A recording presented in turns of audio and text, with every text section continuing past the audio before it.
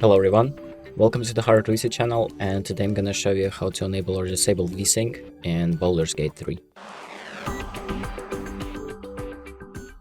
So the first thing we're gonna do is go to the options, and then we're gonna go to the video tab, and then under general you will find the VSync option.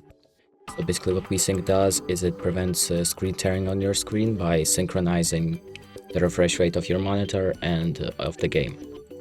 So if you want the option enabled, you're gonna have to select either double buffering or triple buffering, and triple buffering is just basically the better option, so it like uses up more memory of the game, but it's like better than double buffering. And you can select whatever option you want, and once you're done you can just exit out of the menu and it will be saved automatically. And that's about it. Thank you for watching, and make sure to like and subscribe.